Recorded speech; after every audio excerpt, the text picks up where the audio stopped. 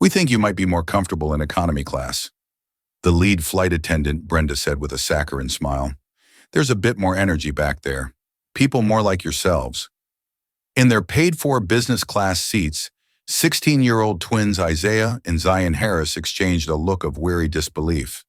They were honors students on their way to a prestigious science camp at Stanford, and they were being told they didn't belong. Brenda saw two black teenagers in hoodies who needed to be moved. She had no idea she was speaking to the sons of Elijah Harris, the founder and CEO of a $4 billion investment firm. More importantly, she couldn't possibly know that Harris Global Investments managed the personal pension portfolios for three of her own airline's board members. Brenda thought she was just resolving a minor seating issue.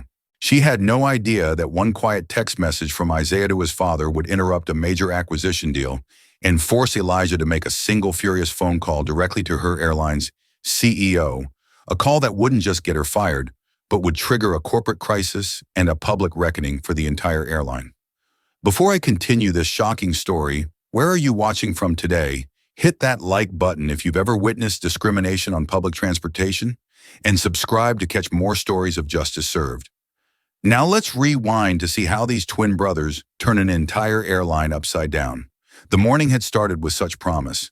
Isaiah and Zion Harris, 16-year-old identical twins with matching clothes, cropped hair, and earnest brown eyes, arrived at Atlanta International Airport 3 hours early for their flight. This wasn't just any trip. It was their first time flying alone, and they were headed to a prestigious science camp at Stanford University that only accepted 50 students nationwide. "Did Dad have to book business class?" Isaiah whispered as they navigated security. "Everyone's going to be staring at us." Zion adjusted his backpack strap, grinning. "You know, Dad," he says, "if he worked this hard, building Harris Global Investments from nothing, we might as well enjoy the benefits." Their father, Elijah Harris, was the founder and CEO of Harris Global Investments, a powerhouse firm managing over $4 billion in assets. Despite his wealth and influence, Elijah had raised his sons to remain humble and hardworking. Both boys maintained perfect GPA at Phillips Academy, one of the nation's most elite boarding schools. "Text him when we board," Isaiah reminded his brother. "He's finalizing that tech acquisition today, but he still wants updates." After grabbing breakfast at an overpriced airport cafe, the twins headed to their gate. The boarding process went smoothly with the gate agent smiling as she scanned their premium tickets. Walking down the jet bridge, both boys felt a flutter of excitement. This science camp could potentially open doors to early admission at top universities. Aboard SkyWest Airlines Flight 237, they quickly located their seats in the business class, cabin 3A and 3B, a window and aisle seat. Isaiah slid in first, while Zion stored their carry-ons in the overhead compartment. "Can I get you something to drink before takeoff?" a young male flight attendant asked, already treating them with the difference business class passengers expected. "Just water." "Thanks," Isaiah replied politely. That's when Patricia Miller appeared. The 52-year-old senior flight attendant stopped abruptly when she spotted the twins settling into the plush leather seats. Her smile faltered, her eyes narrowing slightly. "Excuse me," she said, her voice carrying through the cabin. "I think you may be in the wrong section." Isaiah looked up, confused. "These are our seats, 3A and 3B. Patricia's plastic smile remained fixed. "Let me see your boarding passes, please." The twins exchanged glances. Zion pulled out his phone and displayed his electronic boarding pass. Isaiah did the same. Patricia examined both screens with unusual scrutiny. "Just a moment," she said before walking away. Around them, other business class passengers, predominantly white middle-aged professionals, were being greeted warmly, offered drinks, and treated with courtesy. No one else's tickets were being verified. "Something's not right," Zion murmured. Isaiah nodded, uncomfortable awareness dawning. It wasn't their first encounter with prejudice, but their father had always prepared them. "Keep your composure, document everything, and remember who you are." Patricia returned, now accompanied by a white businessman in his early 60s who wore an expensive suit and a permanent scowl. She gestured toward the twins while whispering something to him. The man, Walter Montgomery, a pharmaceutical executive traveling to a medical conference, loudly declared, "I paid too much for this ticket to have my flight disturbed. Can't those boys sit where they belong?" Several passengers looked up. A few appeared uncomfortable with Walter's comment, but no one spoke up. Patricia approached again. I'm sorry, but there seems to be some confusion. Are you sure you're on the right flight? This is business class. Yes, ma'am, Zion replied respectfully, displaying his boarding pass again. Our father booked these seats weeks ago. Patricia's smile tightened. Well, sometimes there are computer errors. Let me check with my supervisor. As she walked away, a middle-aged white couple seated across the aisle stared openly at the twins. The woman leaned over to her husband and whispered something that made him frown at Isaiah and Zion. Text Dad, Zion asked quietly. Isaiah shook his head.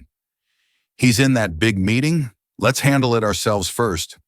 Patricia returned with another flight attendant, Brenda Taylor, who identified herself as the lead flight attendant for the cabin. Hi, boys, Brenda said with artificial sweetness. There seems to be a small issue with the seating assignments today. What issue? Isaiah asked, his voice controlled, despite his mounting frustration. Our boarding passes clearly show these seats. Yes, but Brenda lowered her voice. We think you might be more comfortable in economy class. There's a bit more energy back there. People more like yourselves. The implication hung in the air, unmistakable and ugly. Zion stiffened. People like ourselves. Young people, Patricia interjected quickly. Teenagers' economy is more fun. By now, several passengers were openly watching the interaction. Walter Montgomery harrumphed loudly. Just move them already. We're going to be late. Isaiah felt heat rising in his face, but remembered his father's constant advice. Dignity above all. He pulled out his phone and sent a brief text to his dad, having some trouble with seating on the flight. Nothing serious, but they're questioning our business class tickets. Brenda crossed her arms. We need these seats for other passengers who've been waitlisted for an upgrade. I'm afraid I must insist you move to economy. We purchased these seats, Zion stated firmly. We're not moving. Walter's voice boomed again. This is ridiculous. Why is this taking so long? Those boys clearly don't belong here. The twins felt every eye in the cabin on them, a mixture of discomfort, curiosity, and in some cases, undisguised disdain. What should have been an exciting start to their academic adventure had become a humiliating spectacle. Isaiah sent another text to his father, this time including more details. Flight attendants trying to move us from business to economy despite confirmed tickets. One passenger making racist comments. Staying calm but uncomfortable. I need to ask you one more time to gather your things. Brenda insisted, her voice now carrying a sharp edge beneath a facade of professionalism. We have other passengers who need these seats. Isaiah looked directly at her. May I ask why our confirmed seats are suddenly needed by others? Is there an emergency requiring a seating change? Brenda's smile vanished completely. Don't get smart with me, young man. There's been a computer error, and these seats were accidentally assigned to you. Patricia jumped in. It happens all the time. The system sometimes duplicates reservations. From across the aisle, a woman in her late 30s with sleek black hair and designer glasses watched the interaction with increasing concern. Amanda Chen, a corporate attorney and senior legal correspondent for National News Network, recognized the situation unfolding before her. She'd experienced similar treatment herself and had built part of her career highlighting systemic discrimination. Discreetly, she took out her phone and began recording. This doesn't make sense, Zion said. If there was a duplicate reservation, wouldn't the system show that when we checked in, we got our boarding passes without any issues? Patricia's face flushed. Look, we need these seats. There's a lovely couple that's been waitlisted for an upgrade. As if on cue, Richard and Janet Fleming, a white couple in their 50s, appeared in the aisle with Patricia guiding them forward. Here we are, your upgraded seats, Patricia announced loudly, gesturing to 3A and 3B, the twin seats. Janet Fleming looked confused. But there are passengers in these seats already. They're being relocated, Brenda explained smoothly. Just a minor adjustment. Richard Fleming, catching on to the situation more quickly than his wife, appeared uncomfortable. We don't want to cause any trouble. We're fine with our original seats if these are already taken. Nonsense, Patricia insisted. These young men won't mind moving to economy, right, boys? The twins sat motionless, the humiliation burning through them like acid around them. The cabin had grown uncomfortably quiet, with passengers pretending to be absorbed in books or devices while stealing glances at the unfolding drama. Actually, we do mind, Isaiah said, his voice quiet but firm. Our father specifically booked these seats for us, and we have the confirmations to prove it. Walter Montgomery let out an exaggerated sigh. Oh, for God's sake. Just move them already so we can take off. I have important meetings in San Francisco. Amanda Chen had heard enough. Excuse me, she called out, addressing the flight attendants. I'm curious about your airline's policy on confirmed seat assignments. Do you routinely ask passengers to give up seats they've paid for? Brenda turned, startled by the intervention. This is a private matter between the airline and these passengers. Is it? Amanda asked, her phone still recording discreetly. Because it seems like a discriminatory practice happening in full view of everyone on this plane. A flash of panic crossed Patricia's face. That's absolutely not what's happening here. Then why haven't you asked any other passengers to verify their seating assignments or to relocate? Amanda pressed. Several passengers shifted uncomfortably in their seats. The atmosphere in the cabin had become charged with tension. Brenda's voice dropped to a harsh whisper as she leaned toward the twins. This is causing a disruption. If you don't move voluntarily, we'll have to involve the captain, which could result in your removal from the flight entirely. Isaiah and Zion exchanged looks. Their father had always taught them to pick their battles wisely. Being stranded at the airport would mean missing the first day of science camp. Fine, Isaiah said finally, his voice tight with controlled emotion. We'll move. The twins gathered their belongings slowly, dignity in every deliberate movement. As they stood to leave their rightful seats, Walter Montgomery smirked in satisfaction. Finally, he muttered, "Things are back to normal." Amanda Chen's eyes narrowed as she caught his comment on her recording. The walk of shame to economy class felt interminable. Every step down the narrow aisle exposed them to curious stares and whispers. Patricia led them to row 32 near the back of the aircraft. "Middle seats," she announced, pointing to 32B and 32E, not even adjacent to each other. It was all we could find. Isaiah slid in beside a large man who immediately claimed the armrest, leaving him cramped against a window that didn't even exist in his row. Zion found himself similarly squeezed between two passengers who barely acknowledged his presence. As Patricia walked away, Isaiah pulled out his phone again, this time sending a more detailed message to their father. They forced us to move to economy, separated us into middle seats. White couple given our business seats. One passenger made clearly racist comments. A woman named Amanda Chen was recording and tried to help. Really uncomfortable situation. He hesitated, then added, "We're fine, don't worry about it." He knew his father had important business today. The last thing he wanted was to cause a disruption. Little did he know, disruption was precisely what was coming. Elijah Harris sat at the head of a glossy conference table in the downtown Atlanta headquarters of Harris Global Investments. Around him, 6 executives from Technova, a promising AI startup, waited nervously as he reviewed the final terms of their acquisition deal. At 56, Elijah had built his reputation on being thorough, fair, and absolutely uncompromising when it came to details. His phone buzzed quietly on the table. Normally, Elijah would never check messages during such a critical meeting, but his sons were traveling alone today. He'd programmed their messages to come through even when his phone was on Do Not Disturb. Glancing down, he saw Isaiah's first message about seating issues. His brow furrowed slightly, but he returned to the discussion at hand. When his phone buzzed again minutes later with more details, concern began to replace his professional focus. "Let's take 15, he announced to the room. "Review Section 5.2 of the contract. I think we need to adjust the equity distribution percentages." As the Technova team huddled with his legal counsel, Elijah stepped into his private office and fully read the messages from his son. Each word made his blood pressure rise. By the time he reached the final message about his sons being separated into middle seats in economy, his hands were shaking with a mixture of anger and pain. It wasn't the downgrade that infuriated him. Elijah had grown up poor in South Chicago, riding public buses and sharing bedrooms with cousins. What cut him to the core was the humiliation his sons were experiencing, the same kind of racism he'd fought against his entire life. What would you do if your children were being discriminated against right now? Would you let it slide or take immediate action? Comment number 1 if you believe Elijah should put his business meeting on hold to address this injustice, or number 2 if you think he should let his sons handle it themselves. Like this video if you've ever had to stand up against discrimination, and subscribe to see more stories of justice being served. Now let's see how a powerful CEO responds when his children face racism at $30,000 FT. Elijah's first call was to SkyWest's customer service line. After navigating an infuriating automated system, he finally reached a representative. "My name is Elijah Harris, and my sons are currently on your flight 237 from Atlanta to San Francisco.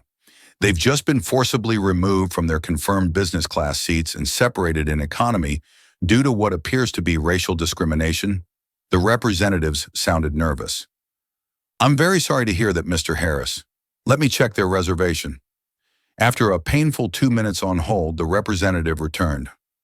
"I see.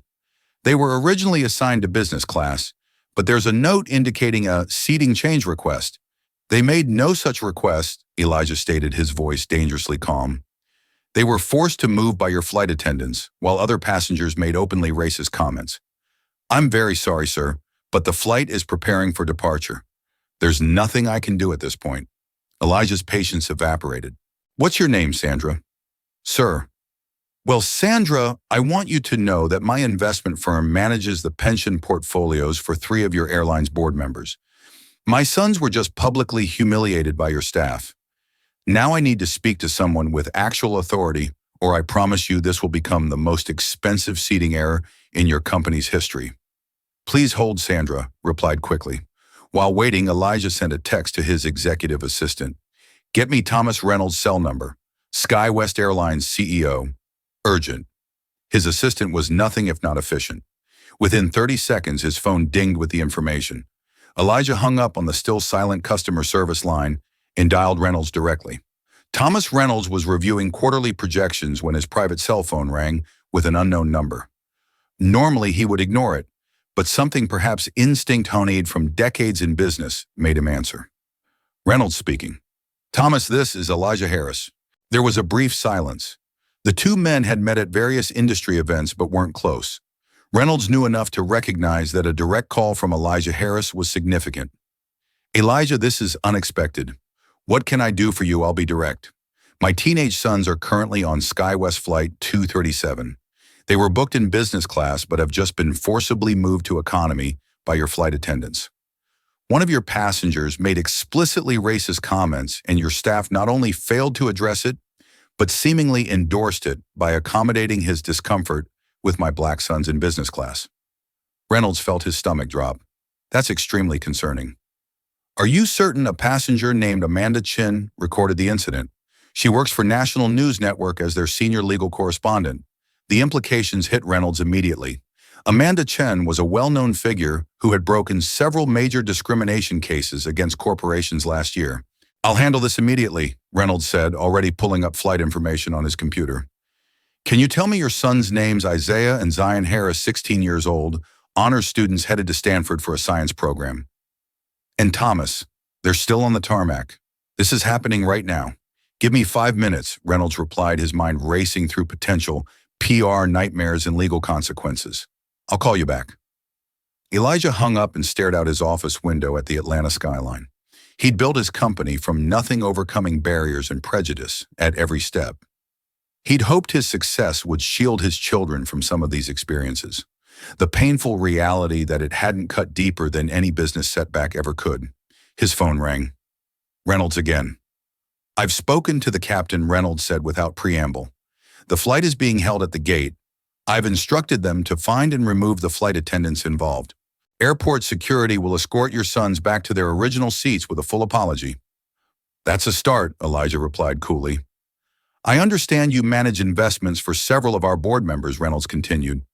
"I want you to know I take this extremely seriously, personally and professionally, as you should. But Thomas, this isn't about my business connections. This is about my sons being humiliated for being black. This is about your employees enforcing the prejudice of a racist passenger." "I understand completely," Reynolds said. "I'm heading to the airport now. I want to personally apologize to your sons." "Do what you need to do," Elijah replied. "But understand this isn't over. My sons deserve more than just returning to their seats." After hanging up, Elijah called his sons, but the call went straight to voicemail. Their phones were likely in airplane mode. He sent a text instead. "Everything will be addressed. Stay calm. I'm proud of how you've handled this. Call me when you can. Returning to the conference room, Elijah found 10 anxious executives waiting. I apologize for the delay, he said smoothly. A family matter required my attention. Now, about those equity percentages, none of the Technova team could have guessed that the composed, focused CEO before them had just set in motion events that would ground an entire aircraft and ultimately cost an airline millions in damage control. Back on Flight 237, the passengers were growing restless. The expected departure time had come and gone, yet the aircraft remained at the gate with no explanation. The seatbelt sign was on. The doors were closed, but the plane wasn't moving. Isaiah adjusted his position in the cramped middle seat, trying to avoid physical contact with the large man beside him, who had claimed both armrests. Across several rows, Zion was similarly uncomfortable, sandwiched between strangers who acted as if he were invisible. The cabin intercom crackled to life. "Ladies and gentlemen, this is Captain Rogers speaking.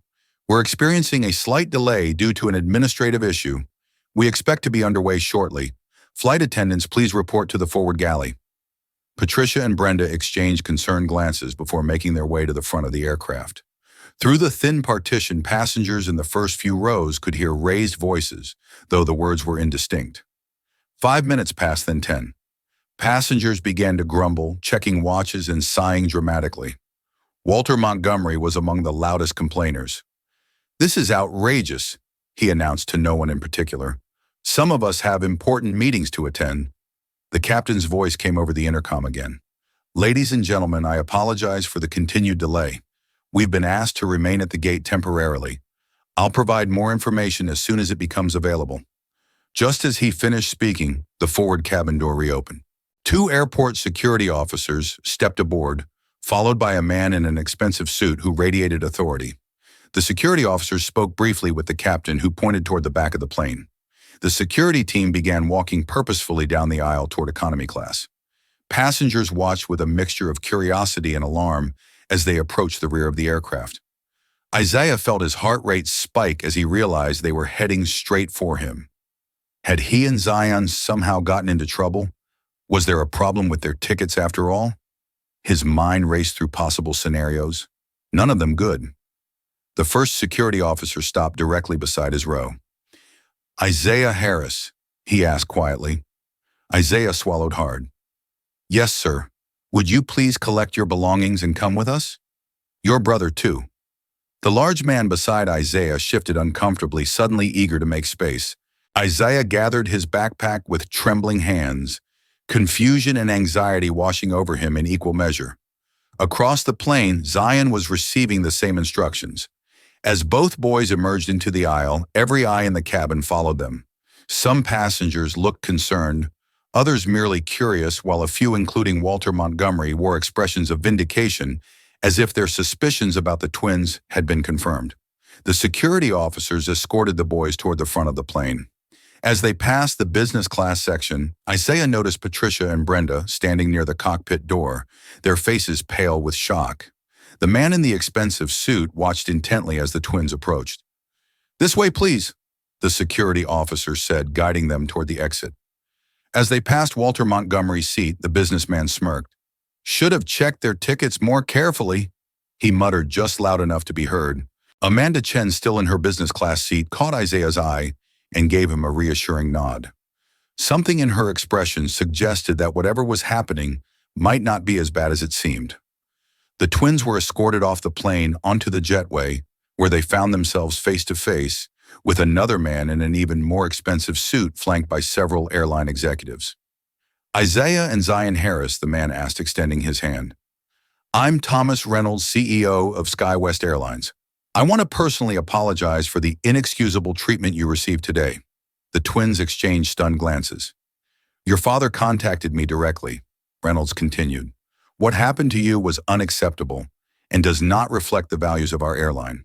The flight attendants involved are being removed from the flight as we speak and will face immediate suspension pending investigation." Isaiah found his voice. "So we're not in trouble?" Reynolds looked pained. "Absolutely not. You are valued customers who were subjected to discriminatory treatment. We're going to make this right, starting with returning you to your original business class seats." One of the executives stepped forward. "We've also arranged for complimentary premium tickets for your return flight And SkyWest would like to offer you lifetime premium status on all our routes. Zion's eyes widened. Does our dad know all this? He's being updated as we speak, Reynolds assured them. He was quite persuasive about the need for immediate action. Isaiah felt a complex mixture of emotions, relief that justice was being served, pride in his father's intervention, but also lingering humiliation from the public spectacle of it all. What about the other passengers? He asked. Everyone saw us being escorted out. They probably think we did something wrong. Reynolds nodded. Understanding. I'll be boarding the plane with you to personally explain the situation and ensure you're treated with the respect you deserve. The truth will be made very clear. As they stood in the jetway preparing to reboard, the twins watched as Patricia and Brenda were escorted off the plane by security. Their faces a mixture of shock and shame as they realized who the boy's father was and the power he wielded. Ready? Reynolds asked. The twins nodded, straightening their shoulders and lifting their chins with renewed confidence. The walk back onto the plane would be very different this time. The atmosphere inside the cabin was thick with confusion and impatience. Nearly 30 minutes had passed since the unexpected security intervention, and passengers were growing increasingly frustrated with the lack of information. Walter Montgomery had moved from complaints to threats. This is absolutely ridiculous. I'm going to sue this airline for the business I'm losing right now. A flight attendant who had been called in as a replacement for Patricia and Brenda tried to calm him. Sir, please be patient. We'll be underway very soon. Patient? I've been patient for half an hour. What possible administrative issue could take this long to resolve? The cabin door reopened, and Thomas Reynolds stepped aboard, followed by Isaiah and Zion Harris. A collective murmur swept through the cabin as passengers recognized the CEO from news segments and magazine profiles. The twins walked behind him, their expressions carefully neutral, despite the emotional turmoil of the past hour. Reynolds moved to the center of the business class cabin and addressed the plane. Ladies and gentlemen, I'm Thomas Reynolds, CEO of SkyWest Airlines. I want to personally apologize for the delay in your departure today. Walter Montgomery's face wrined. Finally, someone who can explain this ridiculous situation? Reynolds turned slightly, fixing Walter with a cool stare before continuing. The delay was necessary to address a serious incident of discriminatory conduct by two of our flight attendants who have now been removed from this flight. A stunned silence fell over the cabin. These young men, Reynolds gestured to Isaiah and Zion, were ticketed passengers in business class who were inappropriately asked to move to economy based solely on prejudicial assumptions. This behavior is completely unacceptable and contradicts everything SkyWest stands for as a company. The Flemings, still seated in the twins' original seats, looked mortified as understanding dawned on them. Additionally, Reynolds continued, remarks were made by at least one passenger that contributed to a hostile environment. SkyWest does not tolerate discrimination in any form from our staff or our passengers. All eyes turned to Walter Montgomery, who shifted uncomfortably in his seat. These young men will now be returned to their rightful seats in business class, and we ask for your patience as we make these adjustments. We expect to be underway shortly thereafter. The Flemings immediately began gathering their belongings, faces flushed with embarrassment. Janet Fleming leaned toward the twins as they approached. We had no idea, she whispered. We're so sorry. As the twins reclaimed their original seats, Amanda Chen stood up from her seat across the aisle. Mr. Reynolds, Amanda Chen, senior legal correspondent for National News Network. Reynolds turned, recognizing her immediately. Ms. Chen, I understand you witnessed the incident. I did, she confirmed, holding up her phone, and I recorded portions of it, including some rather problematic comments from that gentleman. She nodded toward Walter Montgomery, who had suddenly become very interested in his magazine. I see, Reynolds replied. Ms. Chen, I'd appreciate the opportunity to speak with you after the flight regarding what you observed.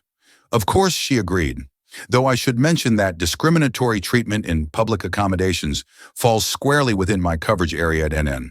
The implication was clear. This could become a major news story. Several passengers who had witnessed the original incident but remained silent now looked deeply uncomfortable with their complicity. Reynolds addressed the cabin again. One more announcement before we depart. Mr. Walter Montgomery, the airline has decided that your behavior today violated our passenger code of conduct. We'll be moving you to economy class for the remainder of this flight. Walter sputtered in disbelief. You can't do that. I paid for this seat. Actually, sir, our terms of service clearly state that disruptive or discriminatory behavior can result in reassignment or removal from the flight entirely. You're welcome to take the seat we're offering in economy, or you can choose to exit the aircraft and book with another carrier. The cabin remained silent as Walter, red-faced and fuming, collected his things and was escorted to a middle seat in economy.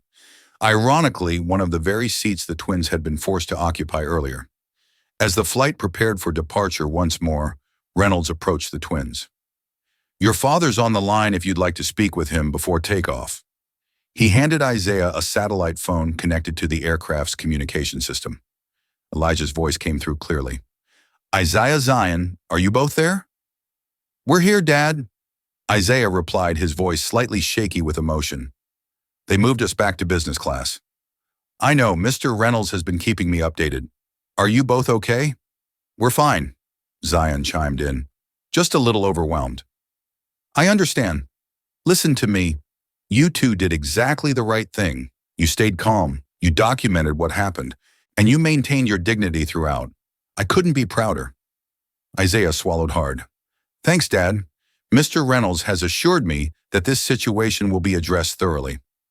The flight attendants involved have been suspended pending termination, and SkyWest will be implementing additional anti-bias training for all staff. Reynolds, standing nearby, nodded in confirmation.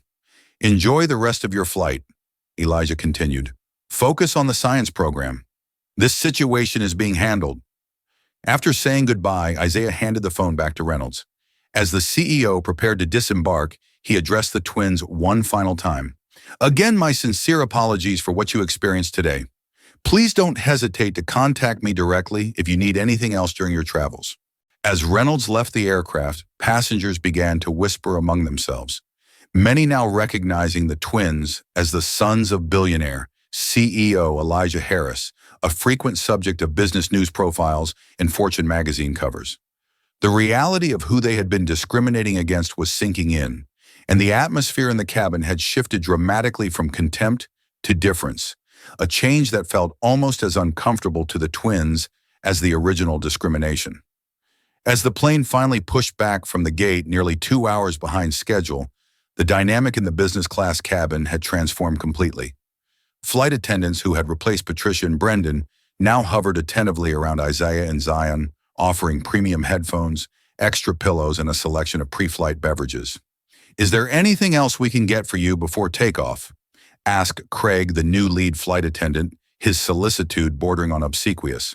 We're fine, thank you, Isaiah replied, uncomfortable with the sudden shift from invisibility to VIP treatment. Across the aisle, Amanda Chin observed the scene with knowing eyes. As a prominent legal correspondent who had covered numerous discrimination cases, she recognized the pattern. Denial exposure, overcorrection, but rarely genuine understanding. First time experiencing the "do you know who I am" effect? She asked the twins quietly. Zion managed a small smile. Usually people don't find out who our dad is until after they've already been decent to us. That was kind of his point. Amanda nodded. Smart man, your father? Mind if I ask why you didn't lead with his name when they first challenged your seats? Isaiah shrugged. Dad always says our character should speak louder than his credit card. We try to handle things ourselves when we can. Admirable, Amanda replied, though sometimes the system needs a good shake-up from someone with power to force change. The plane taxied toward the runway, the engines humming with building power. From economy class, Walter Montgomery could be heard complaining loudly about his unjust treatment, while flight attendants attempted to calm him. The twins exchanged glances. The same man who had so confidently declared they didn't belong in business class was now experiencing a fraction of the discomfort he had so eagerly inflicted. Have you ever witnessed someone face consequences for their discriminatory behavior? Did it change anything? Comment number 1, if you think Walter Montgomery will learn from this experience, or number 2, if you believe people like him never change. If you're enjoying this story of justice being served, hit that like button and subscribe for more true stories about standing up against discrimination. Now let's see what happens during this flight after such a dramatic beginning. The seatbelt sign illuminated and the aircraft began its takeoff roll. As they accelerated down the runway, Isaiah's phone vibrated with an incoming text. It was from their father. CNN business reporter just called asking about an incident on your flight. Amanda Chen works fast. Don't engage with any media. Enjoy the camp. Love you both. The plane lifted off banking west towards San Francisco. Once they reached cruising altitude, Craig returned with warm towels and the premium meal menu. The captain would like to extend his personal apologies, he informed them. He was unaware of the situation until Mr. Reynolds contacted him directly. Zion accepted the menu with a polite nod. Please tell him we understand. It wasn't his fault. Also, Craig continued, lowering his voice. The captain wanted me to inform you that your father is on video conference in the cockpit. He's been in communication with our corporate headquarters throughout this incident. The twins glanced at each other. Their father's influence was evidently even more extensive than they had realized. As the meal service began, passengers from economy class began finding excuses to walk past business class, stealing curious glances at the twins. Word had spread throughout the plane about who they were and what had happened. A teenage boy, perhaps 17, paused beside their row on his way to the lavatory. Hey, aren't you the Harris twins, the ones whose dad grounded the plane? Before either could answer, Amanda Chen intervened. They're trying to enjoy their flight in peace. I'm sure you can understand. The boy nodded, looking embarrassed, and continued to the bathroom. Thanks, Isaiah murmured to Amanda. No problem. Celebrity isn't all it's cracked up to be, is it? She smiled sympathetically. For what it's worth, I'm not planning to make you the focus of any story I might do about this incident. Systemic discrimination is the issue, not your personal experience. Zion looked relieved. We'd appreciate that. We're just trying to get to this science program without drama. As they ate their meals, Isaiah's mind drifted to similar incidents they'd experienced in the past. The security guard who followed them through an upscale department store. The woman who demanded to see their country club membership cards while ignoring white teenagers. The teacher who expressed surprise at their advanced placement test scores. Their mother, Dr. Olivia Harris, a neurosurgeon, had always coached them on navigating these situations. Your dignity is non-negotiable, she would say, but choose your response based on what you want to achieve, not just how you feel in the moment. Halfway through the meal, the flight attendant delivered a note to Amanda Chen. She read it, looking surprised, then turned to the twins. Apparently, Kenny, SkyWest racism is trending on Twitter, she told them quietly. Someone in economy must have posted about what happened before takeoff. Isaiah closed his eyes briefly. Great. Just what we needed. It might not be all bad, Amanda suggested. Sometimes public pressure is what forces institutional change. Craig appeared beside them again. Excuse me, but there's a passenger from economy who's rather insistent about speaking with you. A young man named Kyle Anderson. Should I tell him to return to his seat? Zion glanced at Isaiah, who shrugged resignedly. It's fine. He can come up. Kyle, a lanky white teenager with tousled hair, approached with an awkward smile. Hey, sorry to bother you guys, but this is kind of wild. My TikTok about what happened is blowing up. People are really supportive of you. Your TikTok, Isaiah repeated, a sinking feeling in his stomach. Yeah, I recorded some of it from my seat when those flight attendants were being total racists. I didn't get everything, but people are super mad on your behalf. Oh, and I was wondering if I could get a selfie with you. My followers are asking who you guys are. Amanda Chen intervened smoothly. I don't think that's appropriate right now. These young men are entitled to their privacy. Kyle looked disappointed but nodded. Sure, totally get it. Anyway, just wanted to say those flight attendants got what they deserved. It was epic how your dad basically got the CEO to ground the whole plane. After Kyle returned to his seat, Zion turned to his brother. So much for flying under the radar. Dad's gonna flip when he sees we're trending, Isaiah groaned. Amanda offered a sympathetic smile. Welcome to 2025, where privacy is a luxury even money can't always buy. As the plane continued its journey westward, Isaiah and Zion tried to focus on reviewing their materials for the science camp. They had been selected for their breakthrough research on utilizing specialized fungi to break down microplastics work that had earned them recognition from the National Science Foundation. The camp at Stanford would allow them to collaborate with leading environmental scientists and potentially develop their research into a viable large-scale solution. Yet concentration proved difficult as the reality of their newfound notoriety sank in. Each time they checked their phones, more notifications appeared, messages from friends who had somehow already heard about the incident, news alerts mentioning Sky West and discrimination, and texts from their mother asking if they were okay. Should we tell her what happened? Zion asked, staring at their mother's increasingly concerned messages. Isaiah shook his head. Dad probably already has. You know how they are. They tell each other everything. Their parents' relationship had always been a source of stability in their lives. Dr. Olivia Harris had met Elijah when both were graduate students. She in medicine, he in business. They had built their careers in parallel, supporting each other through every challenge and triumph. Remember what Mom told us after that incident at Lakeside Country Club last summer? Zion asked quietly. Isaiah nodded. The memory was still fresh. They had been swimming in the club pool when a white woman demanded to see their membership cards, insisting they couldn't possibly be members. She said, "Your father can buy the whole club, but he can't buy people's respect for your humanity. That's something you have to demand for yourselves." Craig approached with fresh drinks. "Just checking if you need anything else. The captain wanted me to inform you we'll be landing in approximately 2 hours." After he left, Amanda leaned across the aisle. They're terrified of another incident. I'm guessing the entire crew received a stern warning from headquarters while we were still on the ground. It's weird, Isaiah admitted. I don't want special treatment.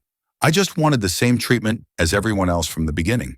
That's the paradox, isn't it? Amanda replied, having to leverage exceptional privilege just to receive basic dignity. The twins fell silent, contemplating this truth they'd encountered throughout their lives. Despite their family's wealth and status, certain fundamental aspects of respect could still be withheld based solely on the color of their skin. 3 rows ahead, a passenger was watching a news broadcast on his seatback screen. The twins could just make out their father's company logo in the corner of the screen, followed by Sky West's logo. The story was already breaking on national news. Isaiah checked his phone again and found a text from their father. Your mother and I are proud of how you're handling this. Focus on your camp. We'll manage everything else. Love you both. The simple message brought unexpected tears to Isaiah's eyes. He blinked them away, quickly, not wanting to show emotion in such a public setting. You okay? Zion asked, noticing his brother's reaction. Yeah, just thinking about how Dad drops everything when it matters. Remember when he flew home early from that conference in Tokyo because you had that asthma attack? Zion nodded. 17 hours on a plane just to be there when I woke up in the hospital. And now he's probably put a $500 million deal on hold to make sure we weren't disrespected on a plane. Their conversation was interrupted when Kyle appeared again, this time with a middle-aged woman. Sorry to bother you again, Kyle said, looking slightly embarrassed, but my mom wanted to say something. The woman stepped forward. I'm Karen Anderson. I just wanted to tell you both that what happened to you was shameful, and I'm sorry more passengers didn't speak up when it was happening. My son showed me his video and I was appalled. Isaiah and Zion exchanged surprised glances. This was not the interaction they had expected. Thank you, Mrs. Anderson, Isaiah replied sincerely. That means a lot. My husband and I raised Kyle to recognize injustice when he sees it, she continued. I hope Sky West makes real changes after this, not just damage control. After the Andersons returned to their seats, more passengers began to stop by, offering similar sentiments. What had begun as a humiliating experience was transforming into something unexpected, a moment of awareness and acknowledgement from people who might have previously remained silent observers. Amanda observed the parade of well-wishers with interest. This is unusual, she noted. People don't often admit complicity after the fact. Maybe they feel safe doing it now that the bad guys have been removed, Zion suggested. Or maybe seeing actual consequences made them reevaluate their own behavior, Isaiah added thoughtfully. As the flight continued, the twins found themselves engaged in increasingly meaningful conversations with fellow passengers about their experiences, their research, and their hopes for the future. What had started as a traumatic reminder of persistent racism had somehow evolved into an impromptu forum on privilege, accountability, and change. The captain's voice crackled over the intercom. Ladies and gentlemen, we're beginning our final descent into San Francisco International Airport. Local time is 1:45 p.m., and the weather is sunny with a temperature of 68 degrees. Flight attendants, please prepare the cabin for landing. Isaiah and Zion gathered their study materials, storing them in their backpacks as the plane began its gradual descent through scattered clouds. The Golden Gate Bridge was visible in the distance, a rusty orange slash against the Blue Bay waters. "First time in San Francisco?" Amanda asked, noticing their interest in the view.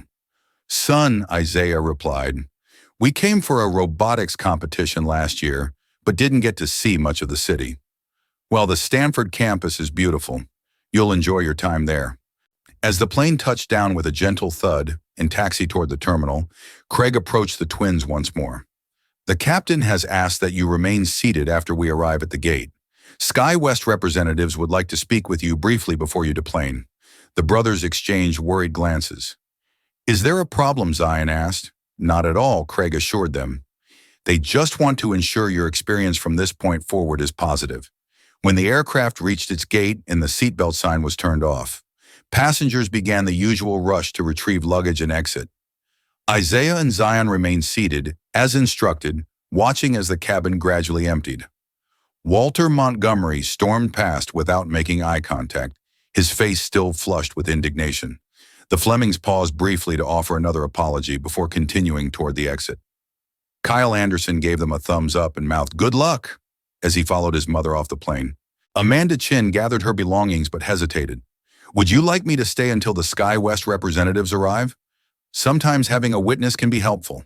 "We'll be fine," Isaiah assured her, "but thank you for everything you did today." Amanda handed each of them a business card. "If you ever want to talk about your experience on or off the record, please don't hesitate to contact me. What happened today matters beyond just this flight." After she departed, Craig escorted 3 well-dressed individuals onto the now empty plane. They introduced themselves as SkyWest's Vice President of Customer Experience, the Regional Director of Operations, and the Chief Diversity Officer, a position they mentioned had been established only 6 months earlier.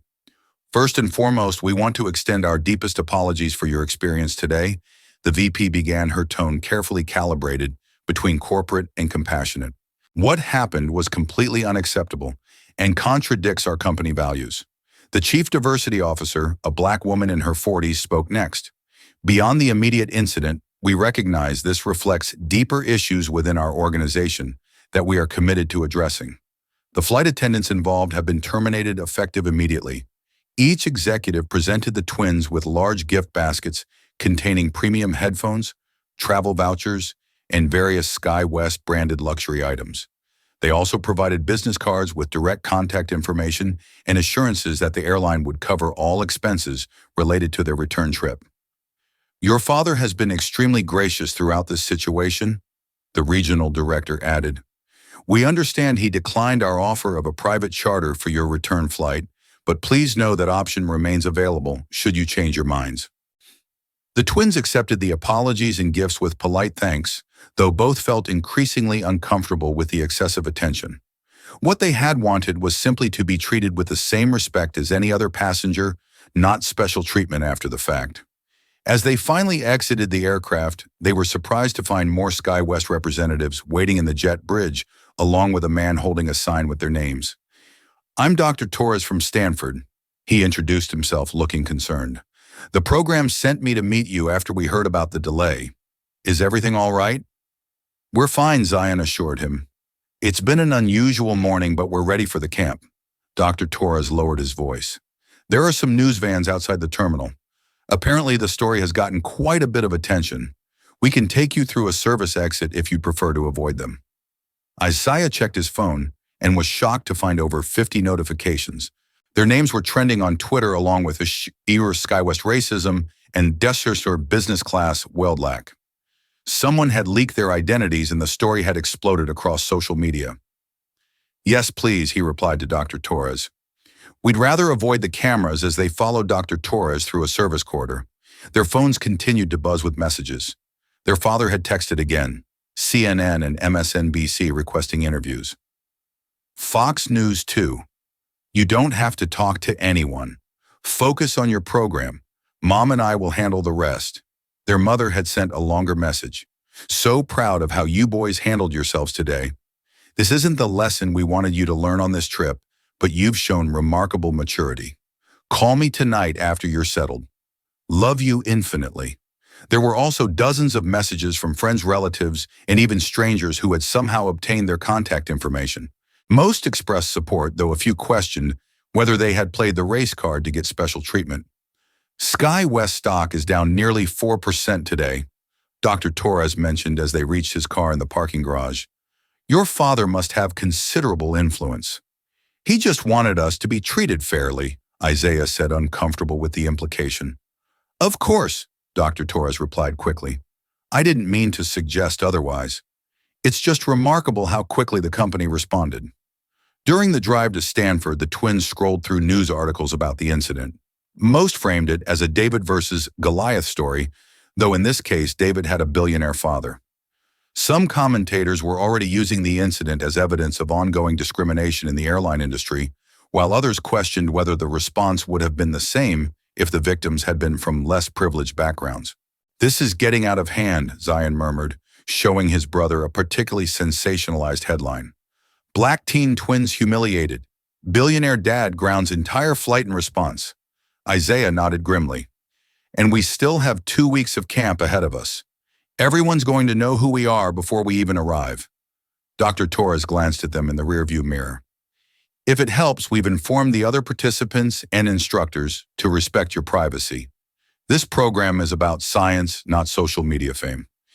As they approached the Stanford campus, its Spanish-style architecture rising elegantly against the California sky, both brothers felt a mixture of emotions, excitement about the program. They had worked so hard to qualify for anxiety about the unwanted attention and lingering anger about the discrimination that had sparked it all.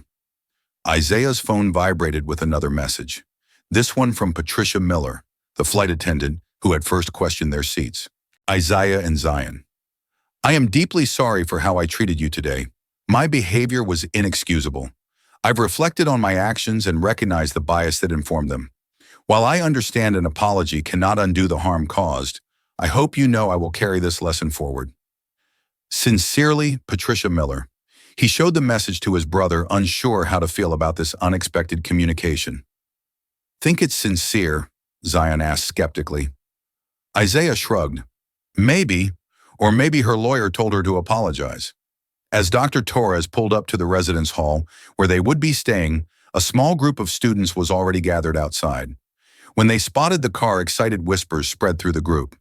Welcome to your 15 minutes of fame, Zion muttered. Let's hope it doesn't last the whole 2 weeks.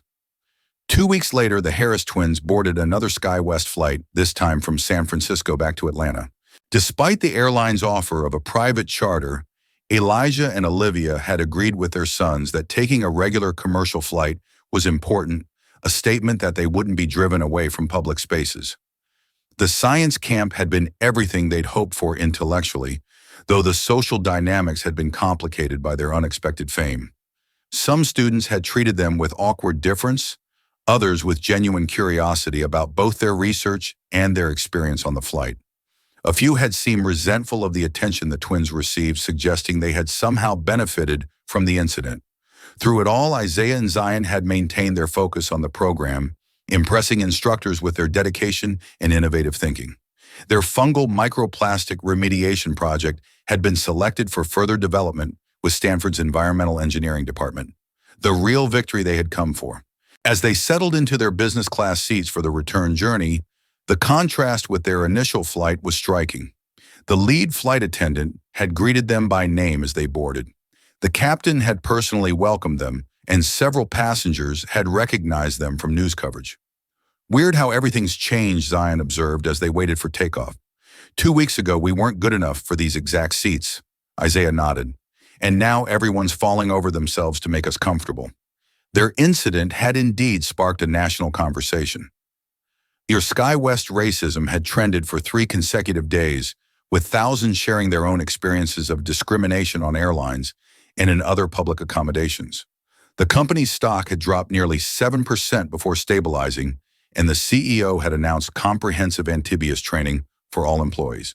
Other airlines had quickly followed suit, implementing or enhancing their own diversity initiatives to avoid similar incidents. The industry publication Aviation Weekly had run a cover story titled "The High Cost of Bias: How Discrimination Threatens Airlines' Bottom Line." During their time at Stanford, the twins had received a video call from their parents with unexpected news.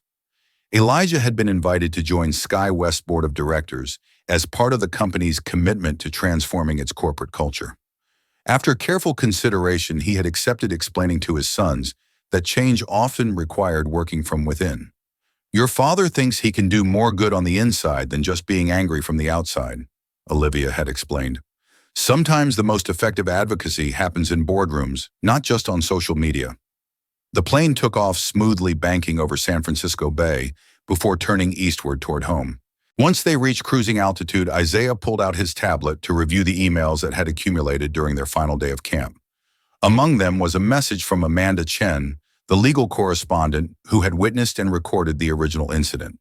She had produced a special report for National News Network titled "Flying While Black Discrimination in the Friendly Skies," which had garnered significant attention. She had kept her promise not to make the twins the focus, instead using their experience as a launching point for a broader examination of systemic issues. "Look at this," Isaiah said, showing his brother the message. Amanda's report led to over 1,000 people coming forward with similar stories.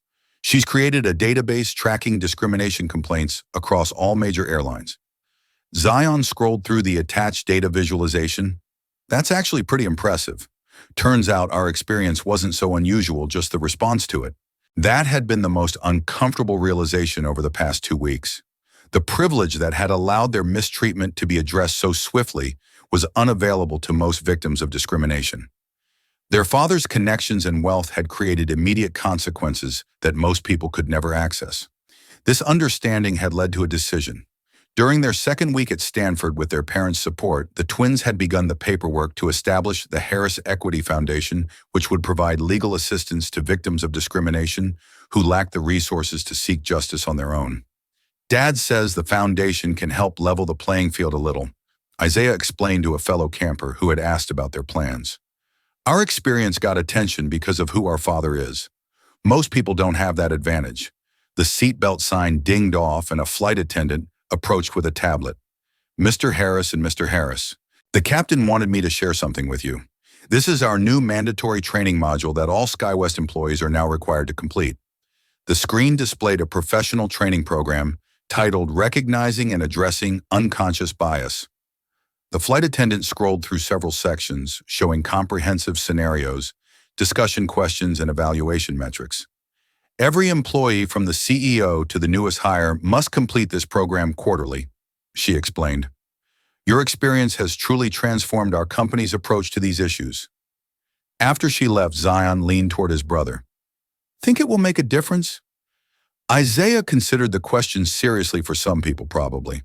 For others, I'm not sure. Any training can change deeply held beliefs, but making those beliefs professionally costly might at least change behaviors."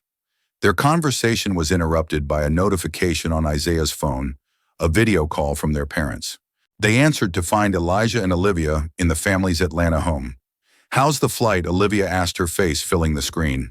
As always, she got straight to the point, her surgeon's efficiency evident even in personal conversations. "Smooth so far," Zion replied. "Everyone's being super nice." Elijah appeared beside his wife. "I've got some news. Patricia Miller reached out to me through her attorney. She's asked to meet with you both when you land." "Supervised, of course." The twins exchanged surprised glances.